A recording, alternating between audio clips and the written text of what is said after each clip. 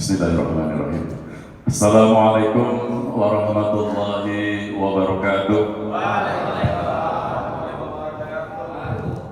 Alhamdulillahirabbil alamin wa bihi nasta'in ala umuri dunya waddin wa ala alihi wa sahbihi ajma'in, amma ba'du. Sebelum saya lanjutkan sambutan dan membuka kongres ini, saya ingin minta Pak Ketua Asosiasi PSSI Kota Cilegon untuk berdiri sebentar. Mau tangan yang meriah untuk beliau. Terima kasih. Kenapa beliau saya minta untuk berdiri?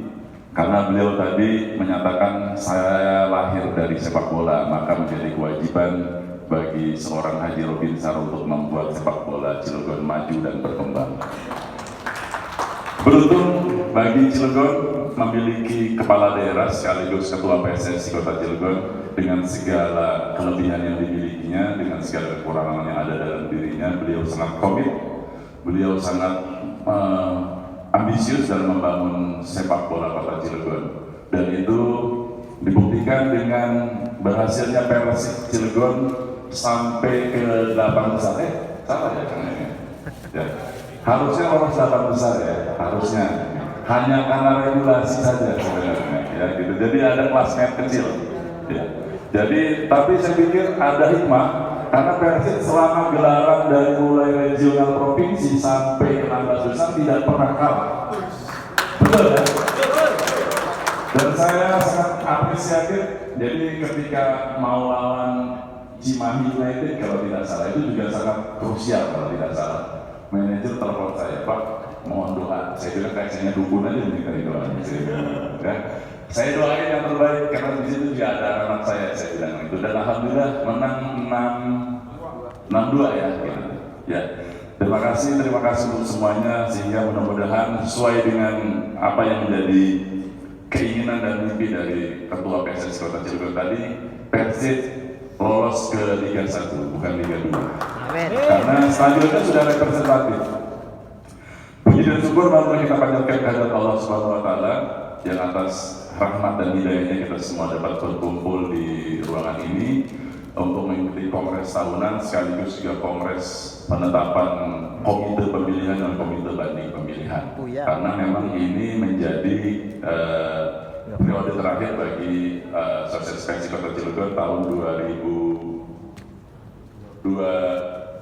2021-2025 ya, gitu. Jadi siapapun nanti yang terpilih, walaupun tadi ada suara-suara lanjutkan, tadi itu sudah kode yang tidak bisa dibantah, kode alam yang tidak bisa dilawan. Mudah-mudahan ini bisa dilanjutkan, karena kalau ganti orang biasanya ganti kebijakan. Setuju ya? Setuju. Salam dan salam semoga tercurah pada junjungan kita Nabi besar Muhammad Sallallahu Alaihi Wasallam, para keluarganya, para sahabatnya, dan kita semua sebagai umatnya, mudah-mudahan nanti memperoleh syafaat yang besar nanti. Amin ya rabbal alamin. Saya barusan bertanya dengan Pak Sekun, ternyata Cilegon tidak hanya dari sisi prestasi sepak bola yang berkembang, tapi dari sisi manajerial juga sangat luar biasa. Dan ini adalah satu capaian rekor yang menurut saya tidak bisa diabaikan begitu saja. Asosiasi PSSI Kota Cilegon sekarang memiliki voter 51, maaf kalau koreksi kalau tidak salah, 51, dan ini terbesar di Provinsi Banten. Tapi capaian kuantitatif ini tentu juga tidak hanya kemudian melahirkan sebuah angka yang tidak berdampak secara signifikan. 51 SSB sebagai voter di Kota Cilegon ini juga penting untuk kemudian bagaimana penguatan kelembagaan SSB harus berjalan dengan baik dan maju. Jadi tentu kita tidak berharap ada SSB yang kepala sekolahnya si A, pelatih kepalanya si A, kitmennya si A, itunya si A. Akhirnya pakai muncul lagi, lo lagi. Gitu. Nah, di sana tugas Haskot kemudian mengawal, mengguide agar SSB ini kemudian berkembang dari sisi manajerial, sehingga kemudian kuat dari sisi kelembagaan. Karena urusan manajemen itu betul Pak Sekun juga orang-orang pakar dalam urusan manajemen, dari sisi mennya, maninya, metodenya, materialnya, hasilnya dan marketnya, sehingga kemudian bisa berjalan. Dan tentu harapan yang tadi disampaikan oleh Ketua PSSI Kota Cilegon lahirlah kemudian Persib berkibar di Liga 1 itu bukan lagi sebuah kemustahilan, tapi adalah sebuah keniscayaan. Dan saya yakin Stadion Seruni akan sangat sibuk, Pak Kadisora nanti akan sangat sibuk, karena nanti itu sangat strategis. Keluar dari tol orang akan bergurung, DC hadir, Viking hadir, kalau misalnya Persib bermain di Liga 1.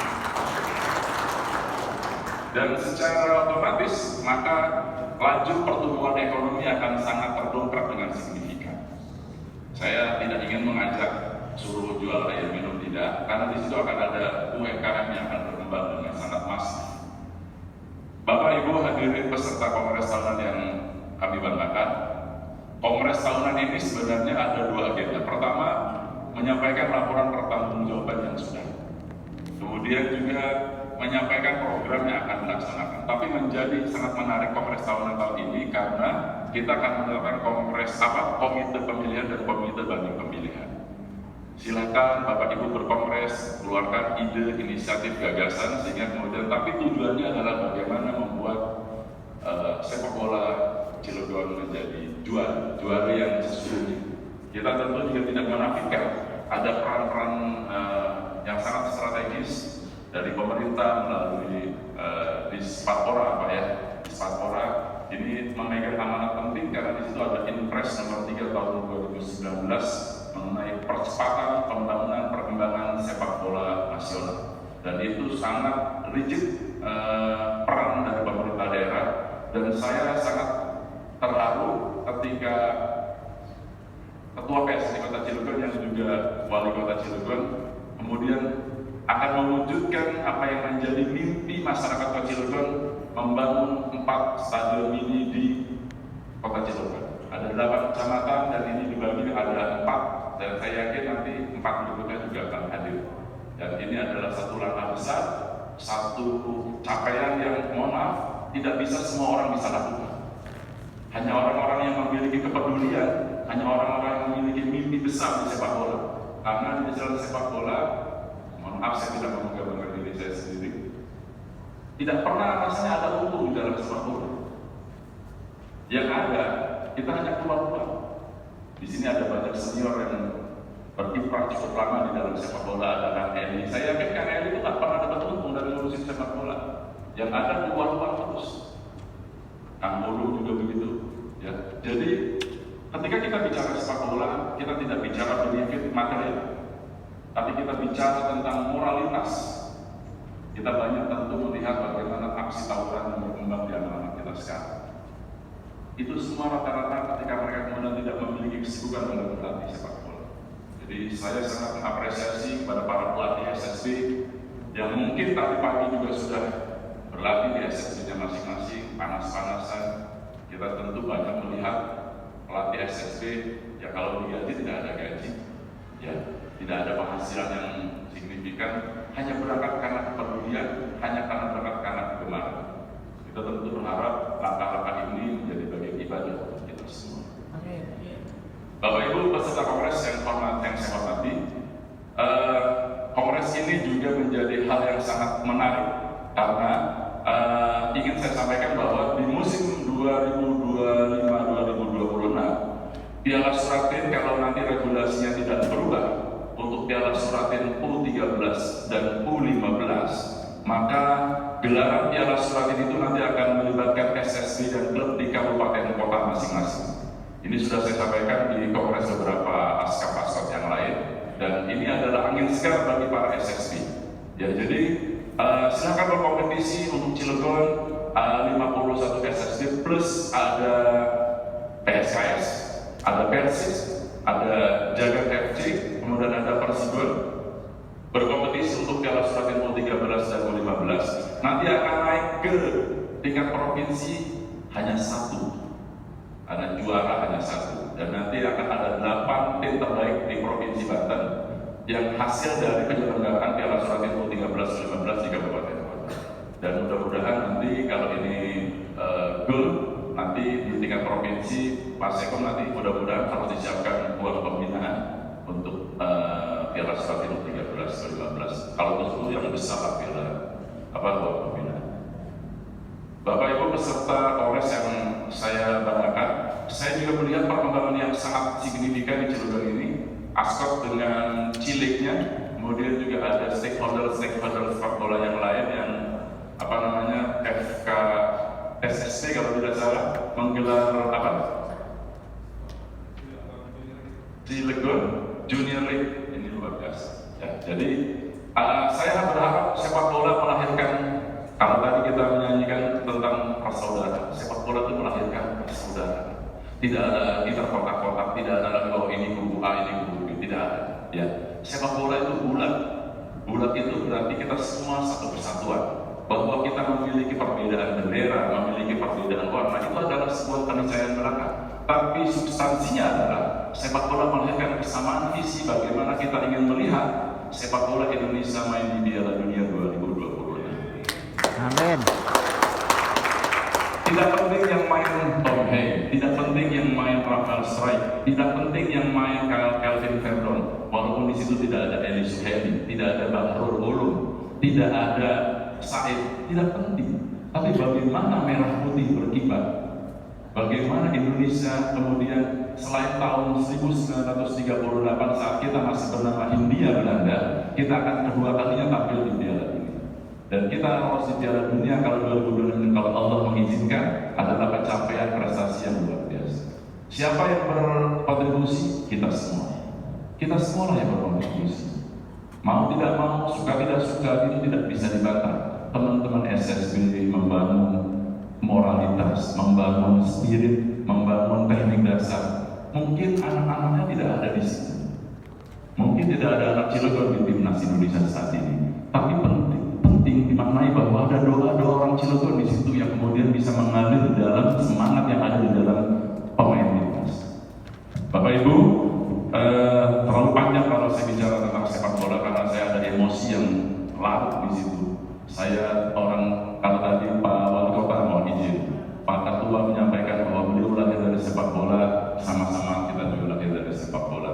Saya mohon izin, di Cilegon juga saya banyak berkiprah, saya banyak gontok-gontokan dengan Pak Salam dulu di Persipera, gitu ya. Jadi dulu waktu jadi Stadion Sumampir, ya itu ceritanya penuh kulik-kulik, gitu ya. Jadi termasuk juga dengan Pak Kadisora, saya banyak main bola bareng sampai kemudian kita mau berantem di Stadion Kopassus, gitu ya. Pak Kadisora dengan orang-orang provinsi, ya itulah sepak bola. Kadang-kadang keinginan kita melihat tim kita menang, tim kita maju, tapi sepakat dengan yang disampaikan oleh Pak Ketua PSSI Kota Cilegon tadi, ketika Allah tidak berkehendak, maka usaha apapun yang kita lakukan itu menjadi tertunda, bukan gagal. Ya. Hari ini Persib gagal untuk maju ke Liga 3, tapi saya yakin tadi beliau sudah menyampaikan kalau kemarin tubuhnya stroke setengah yang aktif, sekarang 4 silinder aktif semua, masa iya tidak bisa lolos ke Liga 1. Mudah-mudahan berhasil. Ini tentu tidak hanya kebanggaan masyarakat Kota Cilegon, tapi juga menjadi kebanggaan masyarakat Provinsi Banten. Saat ini Banten memiliki tim Liga 1 di Persita Tangerang dan Dewa United, maka akan menjadi satu kebanggaan yang tentu akan menjadi kebanggaan yang sangat sejati kalau Persib juga mampu tampil di Liga 1. Kemudian seru ini menjadi magnet dari sepak bola Indonesia. Bapak Ibu, dengan mengucap Bismillahirrahmanirrahim, Kongres Tahunan Asosiasi PSSI Kota Cilegon tahun 2025 secara resmi saya nyatakan dibuka.